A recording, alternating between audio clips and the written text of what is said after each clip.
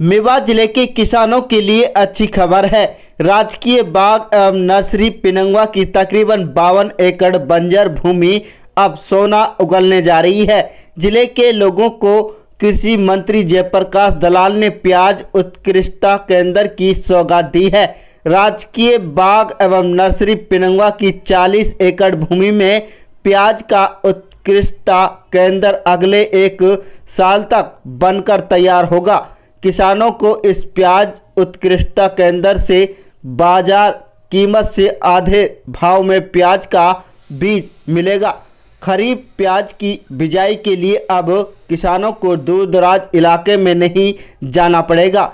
इस उत्कृष्टता केंद्र के शुरू होने के बाद किसानों को समय व धन की बचत होगी।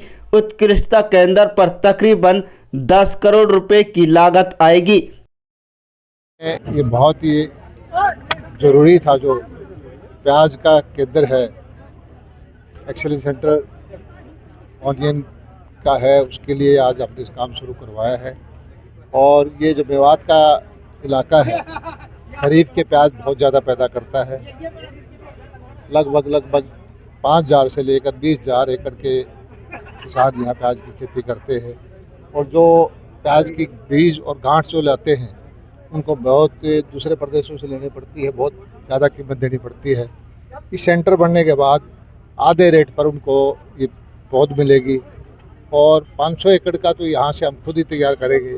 और ऐसे 10-12 किसान जो बीज तैयार करने वाले होंगे उनको भी हम छूट दे करके तैयार करेंगे, ताकि यहाँ के किसानों को सस्ते रेट पर अच्छी क्वालिटी की ये जो प्याज की पौध उनको मिल सके। और इसके भी मेवात के अंदर मछली पालन का बहुत ज़्यादा यहाँ स्कोप है।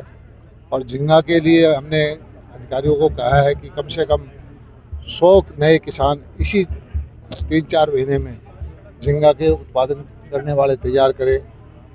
डेयरी बनाने वाले किसान हों, भेड़ बकरी के लिए अलग से जो योजना है हमारी वो किसान हों। मकसद ये है कि हम इस ज़िले को हरियाणा का नंबर 1 ज़िला बनाना चाहते हैं। जो एक धारणा थी कि मेवात पिछड़ा हुआ है, हम चाहते हैं कि मेवात हरियाणा का सिरमौर जिला हो। 21 ज़िले इससे पीछे हों, ये पहले नंबर पर। मंत्री जी, कृषि विज्ञान केंद्र यहाँ नहीं है, कोल्ड स्टोरेज यहाँ नहीं है। कृषि के लोगों ने अभी हमारे को मांग की है कि उसकी जगह बदलवाई जाए। कृषि विज्ञान केंद्र भारत सरकार के द्वारा बनाया जाता है और मैं इनकी मांग को देख करके जो अगर उपयुक्त जगह दूसरी देंगे तो उसका भी प्रस्ताव हम भिजवाएंगे। कई महत्वपूर्ण विभाग आपके पास हैं, आपने मछली पालन मेरे पास, मैं समझता हूँ किसान जो देहात में रहते हैं, हरियाणा के 2/3 आबादी के जिम्मेवारी जो उनके है वो मेरे पास है। कृषि का है, बागवानी का है, पशुपालन का है, मछली पालन का है और गांव की सड़कें भी जो मार्केटिंग बोर्ड की है। मैं सौभाग्यशाली समझता हूं कि मैं अपने ग्रामवासियों की सेवा कर पा रहा हूं। और एक चीज़ मैं कहना चाहता हूं कि कोई भी अधिकारी कहीं भी कोताही बरतता है, किसी भी प्रोजेक्ट के लिए अगर कोई करप्शन की बात आए, रिश्वत की बात आए, तो सीधे किसान भाई कभी भी मेरे घर पे आके मिले, मैं तुरंत कार्रवाई करूँगा। मंत्री जी, नरकंकाल आपके जिले में 2 युवकों के मिले, ये हमारे से संबंधित मामला नहीं है, राजस्थान पुलिस इसमें कार्रवाई कर रही है।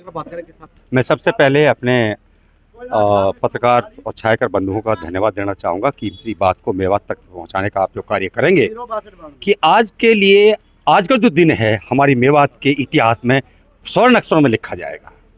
देखिए, हम जो हिंदुस्तान के 117 डिस्ट्रिक्ट, जो एस्पिरेशन डिस्ट्रिक्ट जिसको पिछड़ा जिला कहते हैं, उसके में एक ज़िला है हमारा हरियाणा। हरियाणा के अंदर है वो एक ज़िला है, वो है मेवात। तो मेवात पिछड़ा जिला होने के नाते हम सरकार से बहुत अपेक्षाएं रखते हैं कि हमारा पिछड़ापन दूर किया जाए और हम उस श्रेणी के अंदर आएँ जो दूसरे प्रदेश प्रगति की तरफ अग्रसर हो रहे हैं। सो आज जो हमारा ये जो सरकार ने एक जो ऐसा तोहफा, एक उपहार, मैं तो यूँ कहूँ कि हमारे लिए एक ऐसी सौगात दी है कि उसका किन शब्दों में मैं सरकार का धन्यवाद करूं, वो मेरे पास शब्दकोश में शब्द नहीं है। मैं तहे दिल से, मैं पूरी अपनी मेवात की आवाम की तरफ से पूरी सरकार का मैं धन्यवाद देना चाहूँगा कि ऐसी सौगात जो हमारी नीडी, जो हमारी ज़रूरत थी, क्योंकि हम प्याज के उत्पादक हैं। देखिए, हमारा मेवात क्षेत्र इतना बड़ा क्षेत्र है और इसमें मात्र 40% ही पानी है। 60% ऐसा है कि हम टोटली दूसरे उसके ऊपर निर्भर करते हैं। हम 40 अति जो सीमित हमारे जल संसाधन है उनके साथ हम इतना सर्वाइव कर रहे हैं, उतना अच्छा प्रोड्यूस करके दे रहे हैं, जिसमें हमारा डिपार्टमेंट का इतना बड़ा सहयोग है कि हम अब हमारे वैज्ञानिकगण जो हमारे जमींदार के संपर्क में रह करके हम खेत पे भी अगर संगोष्ठी करनी पड़े तो उसमें भी वो संकोच नहीं करते और उन स्कीमों को जमींदार तक पहुंचाते हैं, उस आखिरी छोर तक पहुंचाते हैं कि जिससे जमींदार का फायदा हो सके। आज उसी स्कीम के तहत हमारे विभाग की तरफ से हमें एक ऐसी सौगात मिली है कि जिसके लिए हम दूसरे प्रदेश में जाया करते थे, अब हम उसमें जैसे कि सरकार का वादा है कि आय को दुगना करना। ऑफकोर्स मैं मानता हूं कि दुगना कैसे किया जाए, उसमें हमने अपने खर्चों में कटौती करनी होगी और उपज की जो गुणवत्ता है उसमें हमने अच्छा सुधार लाना होगा। तो सरकार ने जो हमें सौगात दी है, मैं आपको आज के चैनल के माध्यम से मैं आपको आश्वस्त करना चाहूँगा कि सरकार के द्वारा चलाई गई स्कीम, सरकार के द्वारा दी गई सौगात, इसका हम सदुपयोग करेंगे और इसका बिल्कुल अपना भरपूर इससे ज्ञान भी लेंगे और अपना ज्ञान को अपने खेतों में भी विस्तार करेंगे और अपने आय को आमदनी को आगे बढ़ाने का कार्य बिल्कुल संपूर्ण करेंगे।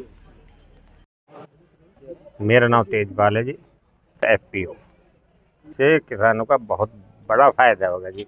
जो हम गंठी बीज गुजरात से तलाजा से लाते थे, आज हमारे घर पे मिलेगा और आधी कीमत में मिलेगा और हम कई रिस्क से बचेंगे। जैसे वहाँ से गाड़ी 60,000 70,000 में गाड़ी आती थी, वो पता नहीं आए ना आए कि रास्ते में क्या हो क्या ना, आज सब रिस्क से हम बच गए हैं और हमारे घर पे बीज मिलेगा हमको। वहाँ से कम अब 55 एकड़ में है तो कम से भी कम 30-40 लोगों को यहाँ रोजगार मिलेगा। बहुत ज़्यादा फायदेमंद है। अच्छी सौगात है मेवात के लिए, इससे बढ़िया कोई हो नहीं सकती।